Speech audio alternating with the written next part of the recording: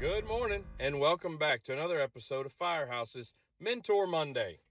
This week, I want to talk a little bit about making the tough decisions.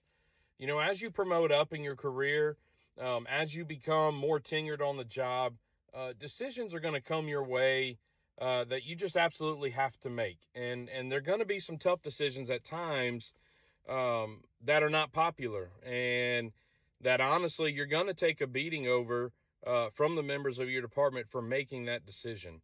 And what I can advise you at that point in time is ask yourself a few questions. Is, if I make this decision, does it impact my integrity?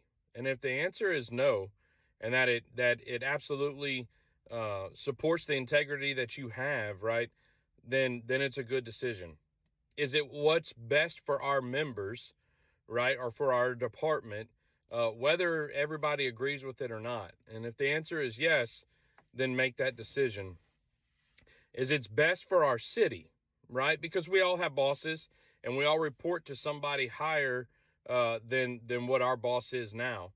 And at that point in time, if it's right for the city and it meets the expectations of the city, right, especially in my role, if it meets the expectations of my boss, the fire chief, and his boss, the city managers, then it's the right decision to make. And then ultimately, as always, right, is it the best decision to make for your citizens, right? And so that we can continue to achieve our goals and stick to our mission and hold true to our oath of protecting our citizens. And again, if the answer is yes, then make the decision. You know, those decisions are not easy and definitely not popular most of the time. But if you can make sure that it doesn't impact your integrity in a negative way, that is best for your members, best for your city, best for your citizens, then it's absolutely the right decision to make. And in those moments when it's not a popular decision, and you're getting questioned, or you're being asked why, or your crew or your shift or your members of your department are questioning your decision-making abilities, or maybe accusing you of forgetting where you came from and that you don't remember what it is to be a firefighter.